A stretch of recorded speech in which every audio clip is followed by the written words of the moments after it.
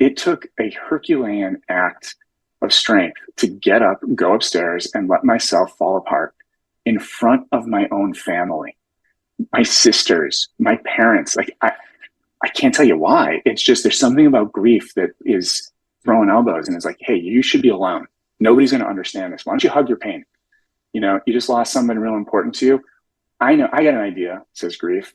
We're going to show the world how important they were by showing everybody that you can't move forward without that person. So let's curl up in a ball, let's go in the corner, and if anybody tries to help you, you be inconsolable, you just hug your pain tighter. Welcome to the HR Huddle podcast, presented by Sapient Insights Group, the ultimate resource for all things HR. It's time to get in the huddle.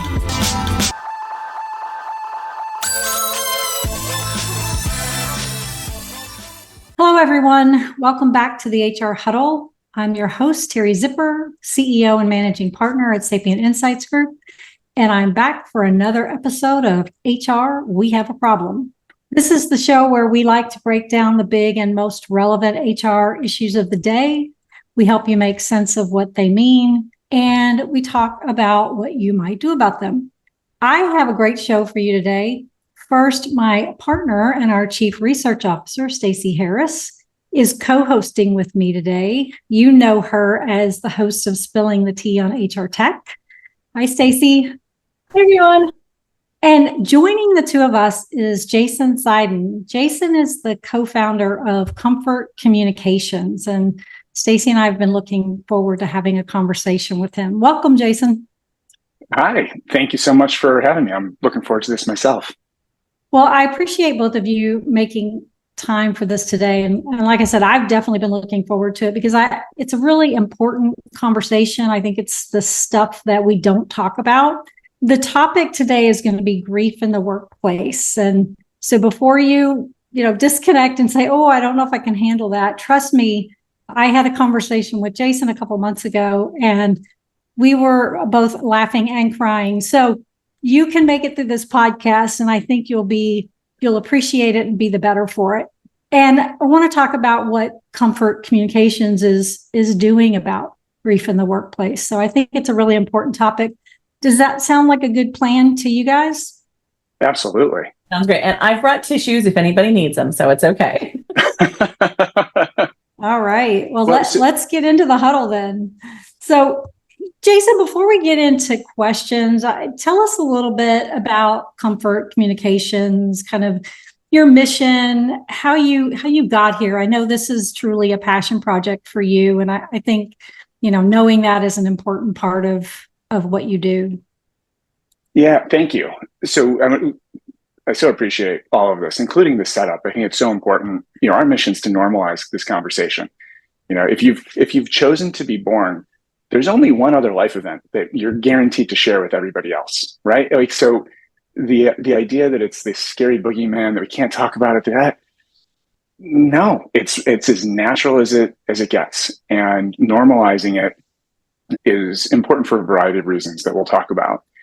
There's a few things that make comfort special, but I think before we talk about what comfort does, I want to share just one part of my story. We've all had tragedy. There's no misery Olympics. I don't think any one person's worse than anybody else. What I want to share is a moment of joy that I had a couple days after the worst thing that ever happened to me. And, and just so that people know kind of where I come from with this and how I'm anchored. 6 years ago, I lost my daughter. Absolutely horrible. Don't imagine it. Don't try. Dark, dark place. But what really shocked me was a couple days after that happened, I had the most profound moment of joy I've ever had in my life. And it came out of nowhere. It was just this feeling that here's this girl who extended my capacity for joy when she was born beyond what I thought possible. And with her death, extended my capacity for grief beyond what I thought possible. And in that moment, I felt nothing but appreciation for this human who had given me more ability to live my life. And that appreciation, obviously you don't hold that for a long time, right? But it really has served as a true north really since then. And I think it's helped me have a more shallow and shorter journey than a lot of other people have. Comfort as a company, I don't know how to help people replicate what happened, but I do know that in the days that followed that tragedy, I was surrounded by wonderful people who kind of put me in a cocoon and then got out of my way.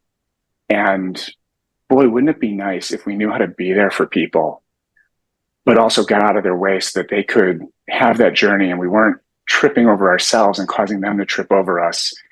And I'll just say, if you work at a company, you've probably seen the company trip over itself, right? Your colleagues have probably tripped over themselves and gotten in your way. And so the idea behind comfort is, hey, let's normalize this conversation around grief. Let's make it easier for people to do the little things that they want to do, be there in those little moments so that they're not getting in the way of their colleague who's going through a thing. And then maybe more people can have shorter, shallower journeys through this horrific event.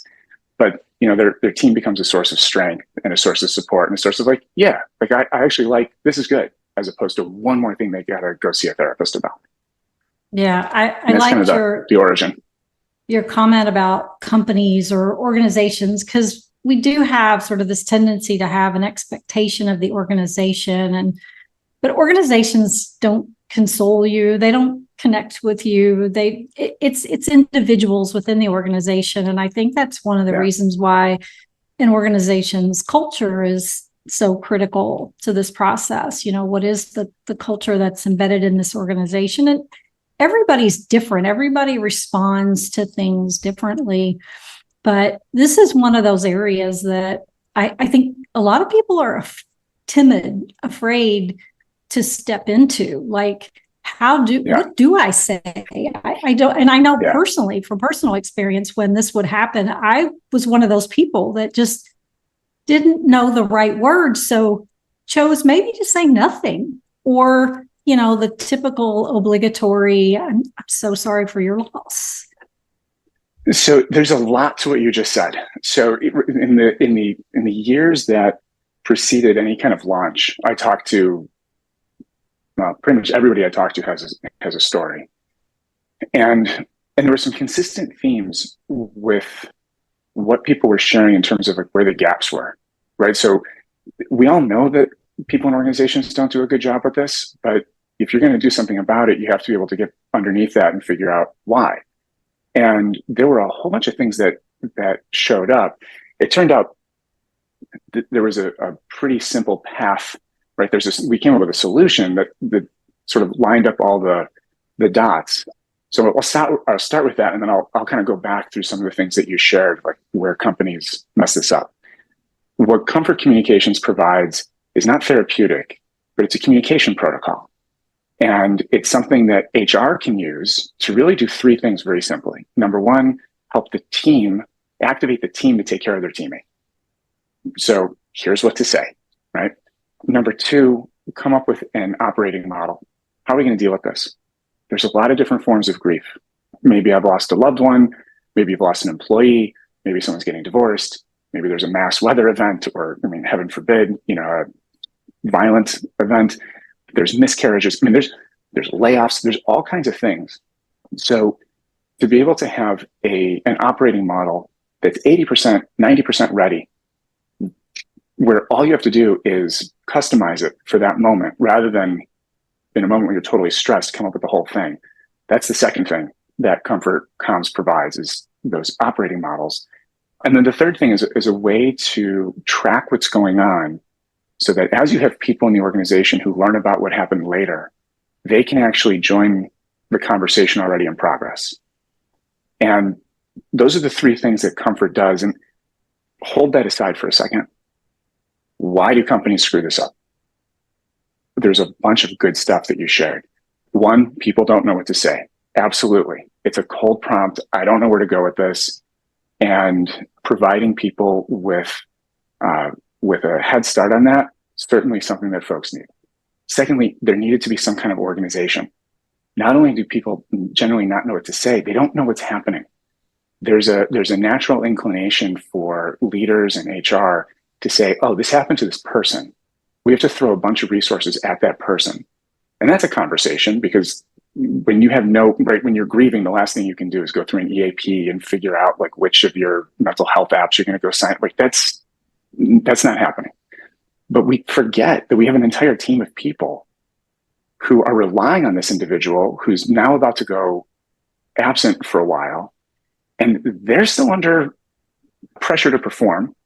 There was a responsibility to them to make sure that they can continue to perform. Some of them are going to be personal friends with this individual, right? So that was just a huge gap. Like, there was nobody thinking about the team or the manager or the executives involved. And I just kept hearing story after story about how that led to problems. And I think we're all familiar with the kind of, the manager who just calls up and is like, when are you coming back to work? That's horrible.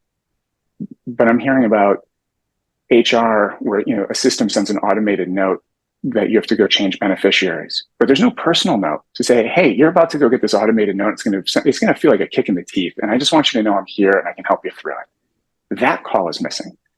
I'm hearing about executives calling individual contributors thinking they're doing a great thing, but then the IC has no idea how to interact with an exec. So they're trying to be with their family, and instead they're off in a corner, maybe with a brother or a cousin saying, okay, I have to call my CEO back, so help me get my game face on and tell me what to say. And so that lack of organization, that lack of knowing what's going on was a second huge bucket of problems that we were seeing. And then the kind of the third and fourth go together. How do you share this with the rest of the organization? And how do you maintain somebody's desire for privacy? And from an HR perspective, there were a lot of folks who just go, I don't know what kind of privacy they're going to want, so we're done. And from an HR perspective, I get that. But from a comms perspective, you can break that down and say, well, what kind of privacy? They don't want anyone to know that anything happened. They are okay with people knowing what happened. They just don't want to talk about it. They don't want the details shared, or they're actually okay with everything. They just need some time before they get the onslaught of everybody reaching out. Those are all privacy, but they're all different forms. So helping HR go behind the headline, figure out, okay, what exactly are we dealing with and why, right? And then back to the operating model. If that person says, I don't want anyone to know because they're private or because they don't trust their manager, so we got to figure out like what the real issue is. So those two things, like how do I let the team know and how do I let the broader team know and how do I manage this person's privacy? Like those things are linked. And so by coming up with this comms model of helping people know what to say so that they're activated, they can take care of their teammate, making sure that there's a plan that can be shared with the individual and a manager and a team and an extended team, and then a repository for information so that as people come late to the party, they can catch up and they're not constantly bringing this grieving person back to square one with the same questions. That grouping together really we found we were able to address a lot of those places where companies get hung up when they try and take care of somebody in grief. Jason, I want to call out one of the first things you had mentioned there, which is the communications, because I think we undervalue the communications conversation. Like all the other things you talked about, I think, are things we're afraid of, but the communications piece is happening whether we know it or not, right? That's right. Yeah. So you had mentioned, people getting announcements or communications from the systems, right, about benefits. I think that was the story that I shared with you. When you first posted on LinkedIn what you were doing, I'm fairly private about my personal life, right? And so a lot of people don't know, but my husband passed in 2016 due to cancer. And so I had been off for about 2 months going through the process of helping him pass. And then my first communications, and it was due to no point with the HR professional, because the HR team actually did what I think they thought was the right thing to do. They went in and changed everything in the system for me. They just automatically did it. But the first communication I got from the system when I opened up from what at that point in time I think was PeopleSoft was, as a widow, now you need to go through and change these things. And right. So I laugh because it's that macabre humor, right? That you're like, there's no other way to handle that, because I can remember breaking down at my desk. And I think that's the challenge, is that we oftentimes don't realize is that in the absence of not having a plan or not having a communication strategy, something is happening, whether we want it to or not. And that was the piece I think that hit me most when we were talking about our experiences and our backgrounds, was that so few organizations want to deal with this because it feels too much, too big, something that they feel like they can't actually get their arms around. And what I love about what you guys have done is you've broken it down into manageable chunks, right? But yeah, I think it's funny. A lot of organizations, they kind of know they're bad at this, but they don't know the impact. And, your story has been echoed by other folks who I've talked to, and, in HR, people who just like are wringing their hands, like, we don't even know what the system is sending out to people. So like, no one's done the audit to go, here's what's happening, and we can get in front of it. I think about how much a company invests in its culture and the employee experience and employer branding and employee engagement and tools to reduce absenteeism and all of it, right? A lot of that is there simply because the companies are not showing up right. They're not allowing the employees to show up for each other in moments that matter. And right, if you've been through grief, you know that your world gets real binary real fast. The company's culture, it's you're either there for me or you're not. And if you're not, we're done. And I'm not coming back. And at that moment, the clock, not only does the clock start ticking for me as an individual, but everybody I talk to, I've checked out. So either they go, well, this person who I really enjoyed working with is checked out. And over time, they kind of forget that I lost somebody. And now they're thinking, well, when good people leave, maybe I should be thinking of, right? There's like this whole ripple effect that happens when somebody witnesses a colleague checking out for these reasons. And it's very, very difficult to come back from that. So it's not just that this stuff happens, it's that the impact of it, we're measuring other stuff. We're measuring downstream impact, but you can trace it back to these moments that matter. And so it's really important to get them right. And I think now more than ever, it's more important and harder to get them right too. I know I'm rambling. Thank you so much for letting me I'm so passionate about this. Like just jump in and cut me off at any time. COVID and the whole thing that we've been through the last couple of years really has had an impact on us. And, on the one hand, we've got people coming into the workforce that they don't have the skills, and those of us who are in the workforce, we're a little rusty. So we want to be empathetic, but we kind of forgot how. We lost 2 years of practice, and the other thing that happened is we're doing more like this, so we're doing more video work. Well, I don't know exactly where you guys are, but you're in my house, I know it's blurred out for you, but I'm seeing your faces and I'm seeing my house behind you. There's an intimacy that we have created, even in a professional environment. And the idea of professionalism needs to catch up to that. And I think we're all feeling it. It's not okay anymore to just say, look, you got some personal stuff going on. We're going to keep this relationship professional. Let's call it, right? I've seen you, you've seen me. Like you're in my home, whether you want to be or not. So for you to then just say, oh yeah, we're professional, we're not showing up, it hits me in a different place that I wasn't anticipating and maybe didn't have the words for, but it's very, very real. And so that a combination of things get binary. We may not have the skills to really read things right, but it's more intense than it's ever been because of the intimacy that we've created. We need this. We absolutely have to address this now more than ever. And oh, by the way, with AI, you're going to end up with fewer employees and more leverage on the few that you have. Turnover is going to be harder to deal with than it's ever been. There's this huge confluence of factors that just makes this imperative at the moment. Yeah. I'll stand down from the soapbox now. Well, you're very passionate about it. So we love that. And, it's a lot to digest, but I love that, not everything's a process, but in this case, there are things that can be put in place to make it smoother for people. Stacey said something to me on a call the other day when we were talking about having this call, and she said, grief isn't linear. I'm grieving this week, right? Because of the passing and the funeral and all the things that kept me busy. Maybe I'm not even grieving that hard this week because I'm so busy trying to deal with the issue that I haven't even had a chance to process it. So the grief starts later, but then it also happens over time too. And the things that you have to deal with, right?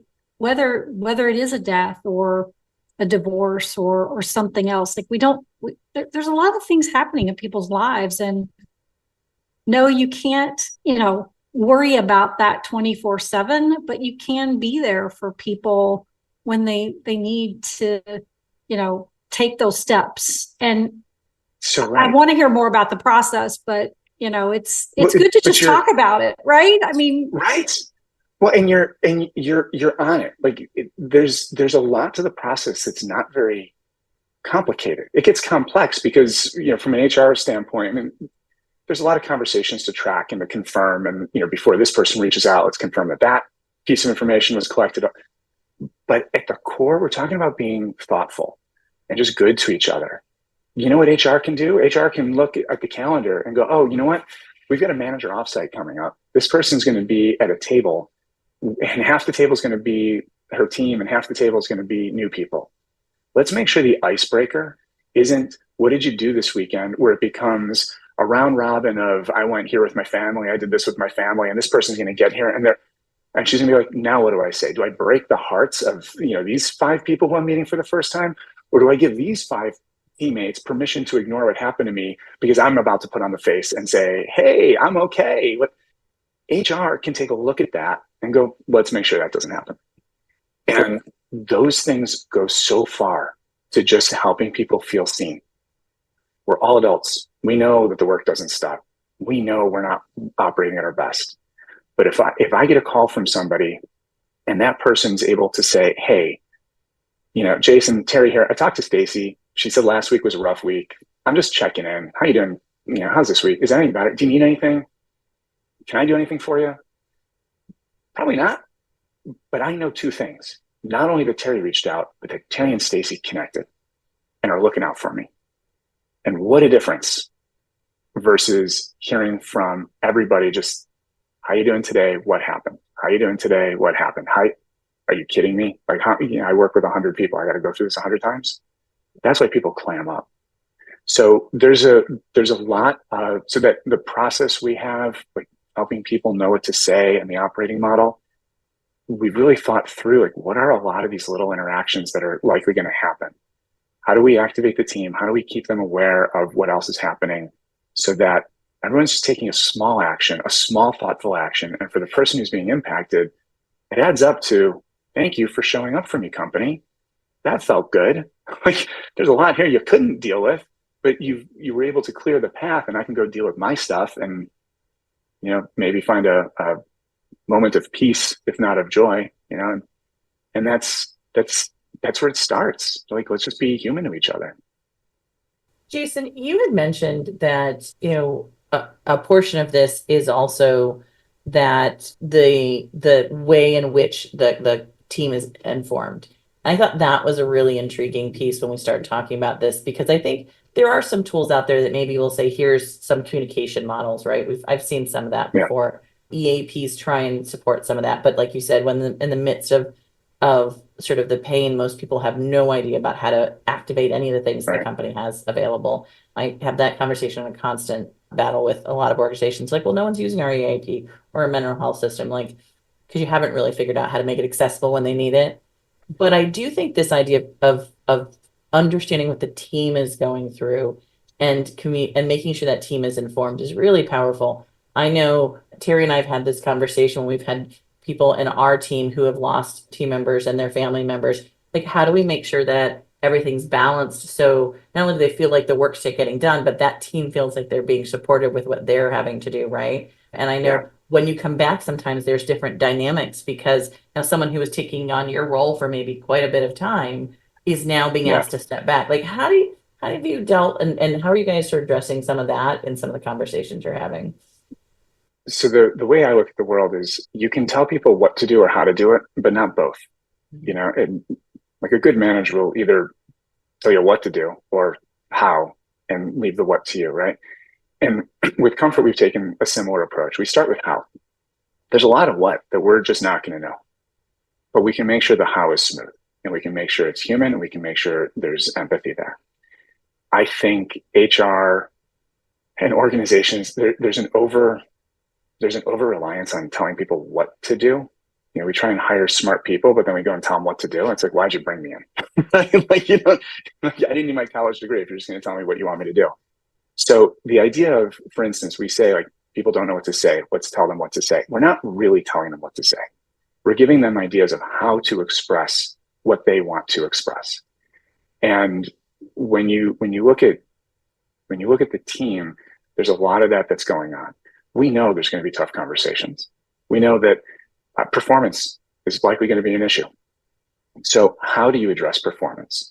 Well, it might be by having a process where either HR or somebody else on a project team is deputized to connect with that grieving person and find out the truth, where the manager is not instantly involved, because it's not safe for someone who knows they're not operating at 100% to share that with a person who could fire them for not operating at 100%.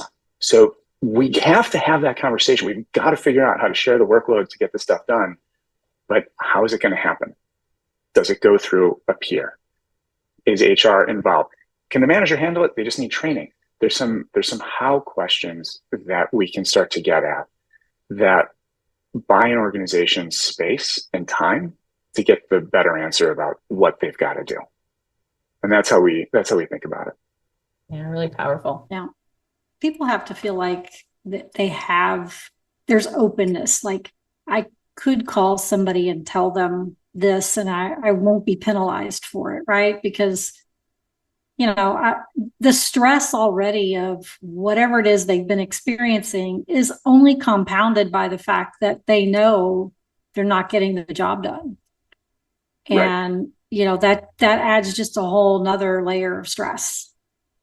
And it can be humiliating. Let's just put it on the table. Like, grief sucks. One of the most brilliant things that my co-founder and wife did was, she's like, grief can be nowhere. This is not about grief. No one wants to touch it. Even those who have been through it, like, yeah, once was enough, go away, right? Yeah. It's got to be about comfort. Like, it has to be something that people can lean into and take care of. And because grief is awful, right? One of the hardest things that I did, right? I lost my daughter, right? You can imagine, like, all the people who are talking, like, you can picture the conversation I've had. Everybody coming up to me, I don't know what to say. I can't imagine. I'm like, dude, do not imagine. Like, not for one, like, go tell me that you gave your kids an extra hug, right? Like, I'm about to spend so much time and money in therapy to get out of this hole. Why would you try and picture the hole? It's not like, yeah, this is kind of gross, taste it. Or like, yeah, it was a scary movie. Like, go away, just keep away from this. I had extended family and my sisters, and they all fly in. I got my whole family in the house. And you know what I did? I went in the basement where I could be alone, and I curled up on the couch and I could hear them all upstairs.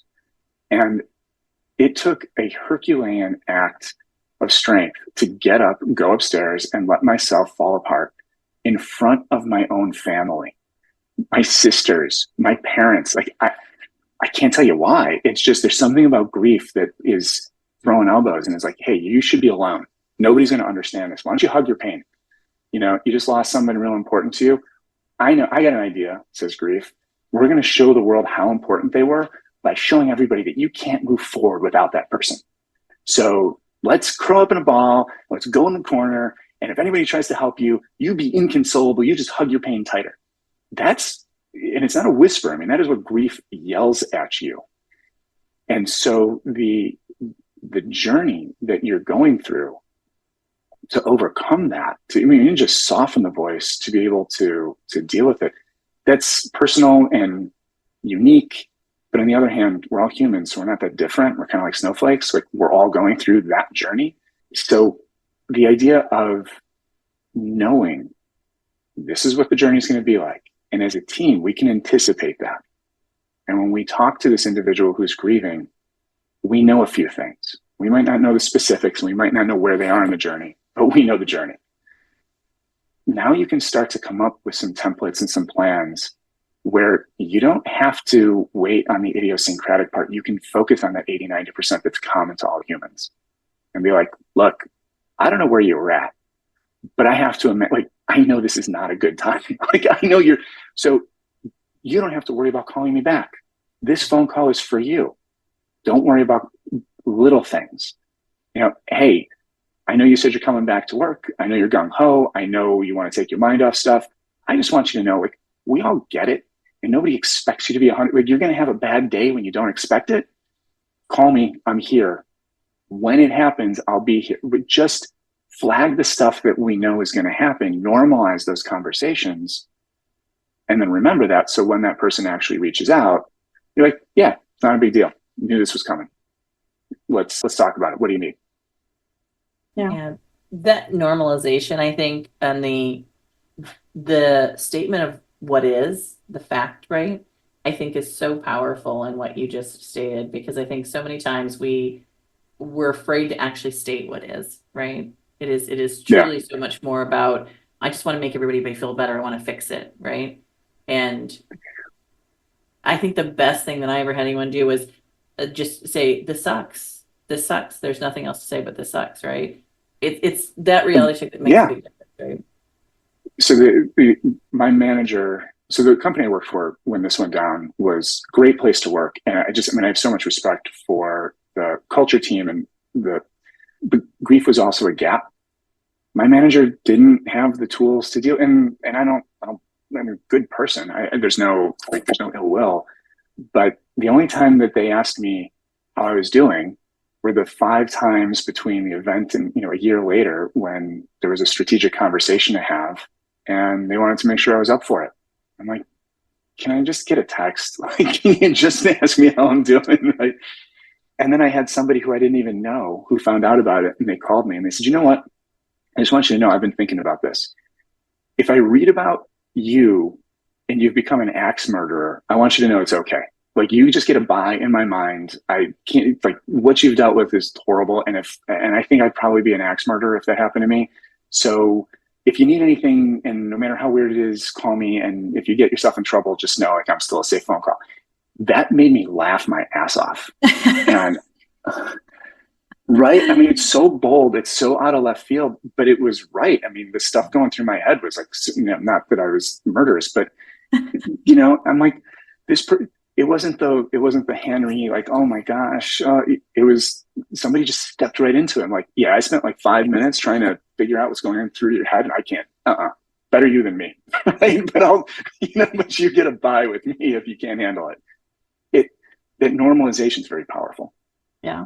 I think just the outreach, regardless of what it is, just whether you want to talk about it or whether you just want to talk about something else. And I'm sure you guys probably thought a lot about putting the word communications in the name of your organization. But I mean, at the end of the day, that's really what this is all about. Keeping those lines of communication open, because once they close, you shut down, right? And then you become less and less able to ask for help or talk about some of these things with people. And I was thinking about your conversation about going in your basement. Obviously, when my father passed away, we were all at the house, and so there's a lot of people around, right? And after they took him, I found my mom in the bedroom on the bed, just curled up in a ball, right? She just wanted to be alone in there. And you just don't know what to say. But you've got to, bring them back into the fold. Stacey, I need your Kleenexes. Because I didn't bring any. Yeah, it's hard. I mean, it took one act of willpower after another, personally, and it also took some reframing. I had some people around me who pulled me forward. And, for me, I mean, sometimes the goal is just, can you get out of bed, right? You put your feet on the floor and you stand up, you're like, I won the day, back to bed, right? Like that happens.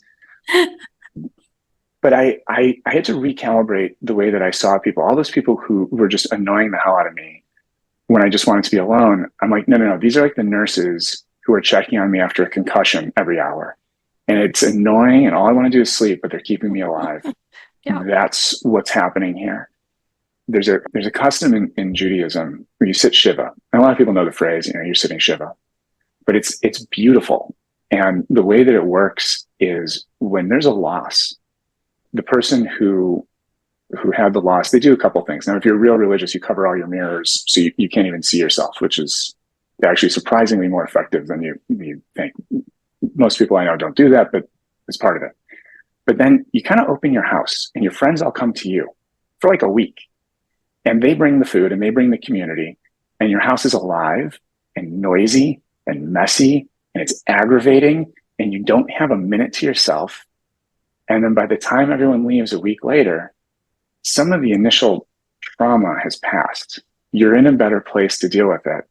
And you have a week's worth of memories of being surrounded by your friends and family when you finally have 5 minutes to yourself to curl up into a ball. And there's no therapy going on. I mean, you guys have families, you know how dysfunctional most of them are, right? Like it's a complete goat rodeo, right? But that mess and that idea of not being alone and knowing that you've been thought of and seen goes so far. And, you know, and then we're all on our own journey. Like some people, you're going to hug your pain for a long time. Others don't want to hug it at all. And let's move forward. But at least that foundation's in place. And so Lisa and I, we tried to capture a lot of that sentiment in Comfort, right? And modify it, right? This is not family. This is a business. So different rules of engagement. But the idea of letting someone know they're being thought of appropriately, like being present in an appropriate way. I see you as a human. I recognize the pain you're going through, and I'm going to give you the fist bump, hug, wink, not just enough to let you know that I've thought about you. Or I'm going to say something that, you know, I'm coordinating with other people. Like we're taking care of things. It's very powerful. And then when that person comes back, they're coming back to a network that was thinking about them actively the whole time. So, you know, whether they're in the bedroom curled up or they want people with them, they're able to hear what's going on in the other room, so to speak. And so they know, okay, I needed to be on that bed alone, but my team was still on the other side of that door at any time. That totally changes a dynamic and makes that reintegration easier, makes it safer to keep those lines of communication open, makes it safer and easier to get off the bed and go back in the other room. You know, and I find it interesting that we all like to be unique and completely distinct as humans until we're talking astrology or generations. Then we can't get in the box fast enough. And when it comes to grief, the more I talk to people, the more I realize this is a box. Like, let's get in it together.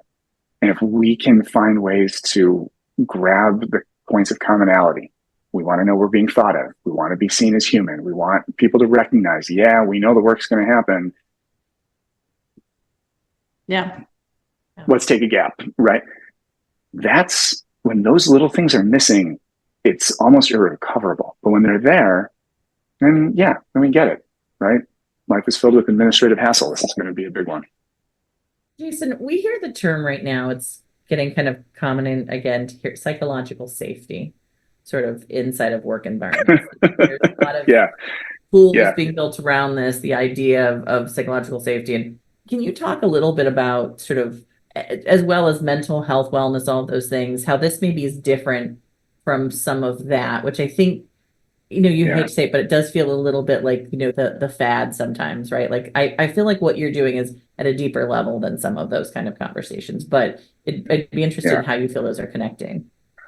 So there's a couple parts to this. One, we did frame this up as a protocol, right? So this is very pragmatic. It's paint by numbers. I think HR's got a lot of good ideas, but I mean, let's call it what it is. HR does not usually go far enough with the solution set. You know, it's like, oh, we'll train people and then they know how to handle it. Nope.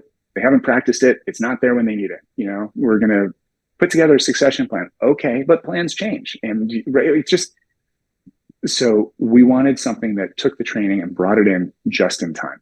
And that's already an accommodation to the business, right? We're taking care of the team.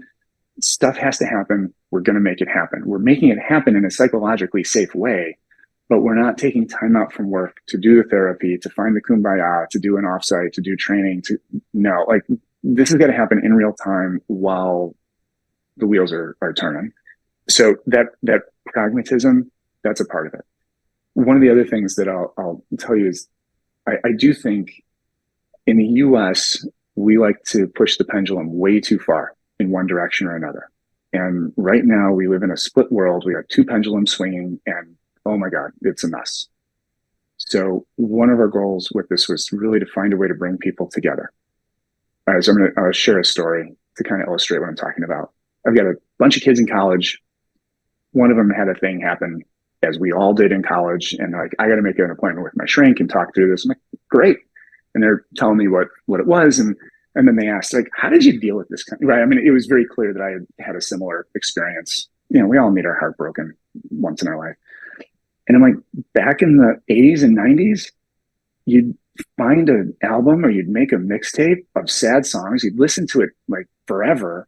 And at some point it dawned on you that someone actually sang your feelings and the radio was playing it. So other people are, so I'm not alone. And then you're like, oh, I guess I'm normal. Like, it sucks, but it's also normal to have this sucky thing happen. And you got on with your life. I think a lot of the programs we have are missing that component. We take a time out from life to deal with the psychological safety, but we're not connecting it back into our lives. And so it was really important to us when we developed Comfort Communications to say, life is happening. We're going to take care of people, but we're going to take care of them in their lives. Nothing's going to stop. They're going to do it. And then if they want to think about it later, the connections will click and they'll go, oh, this is why that template was a good template. This is why it actually was nice that Stacey called and then Teri called and then Jason called. But in the moment, it's, Stacey, you're making this call. We need this information and I need it by the end of the day.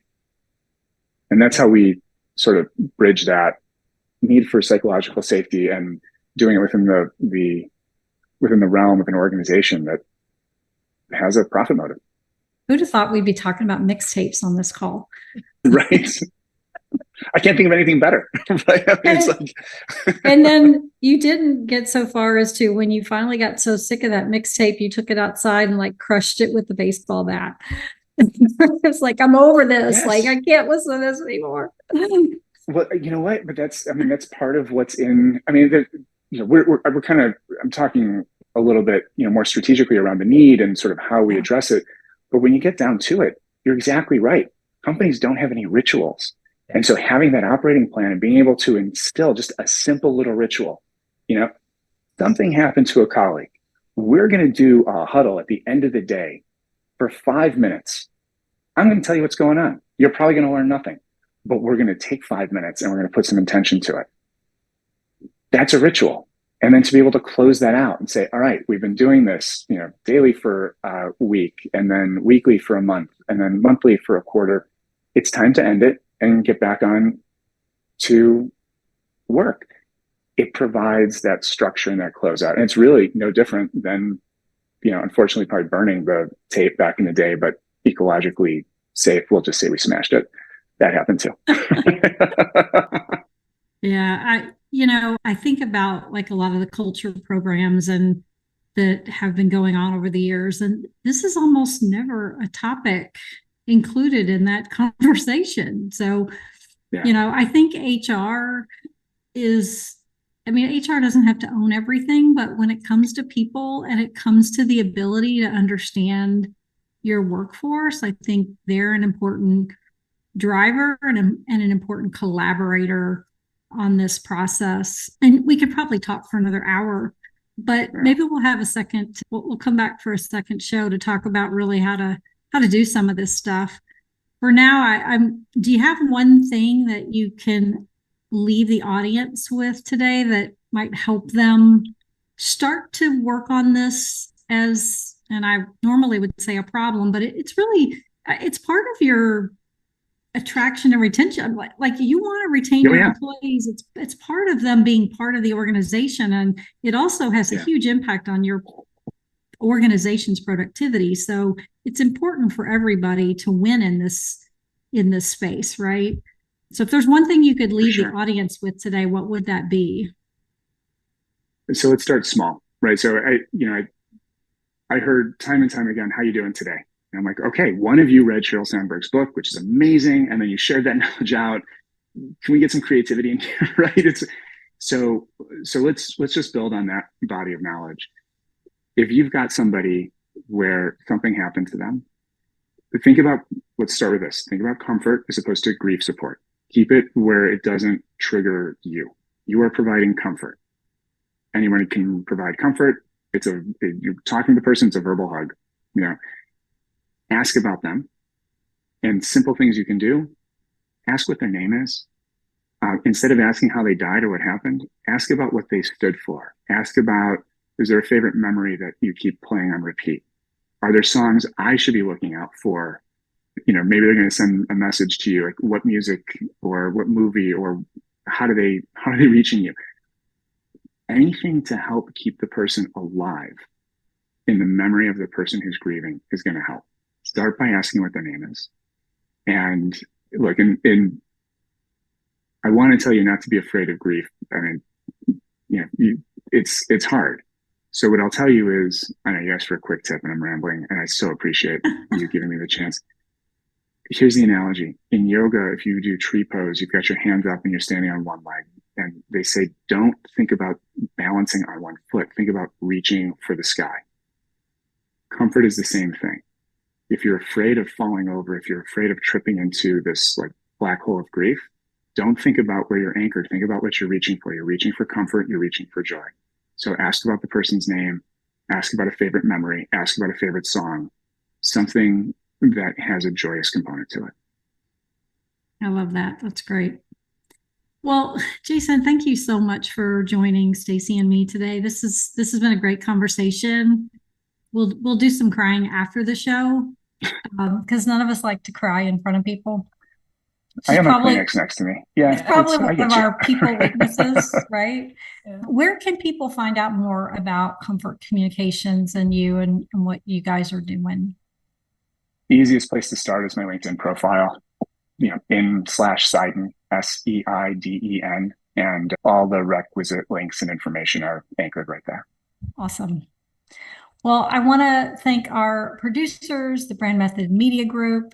I want to also thank our marketing team who will make this snazzy and get it out there to our listeners. I want to thank you for tuning in today. That's all the time we have for this episode of HR We Have a Problem. If you enjoyed this episode, you can subscribe to it on your favorite podcast app.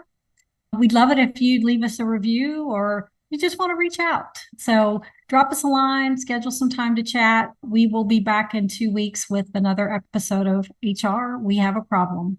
Thanks, everybody.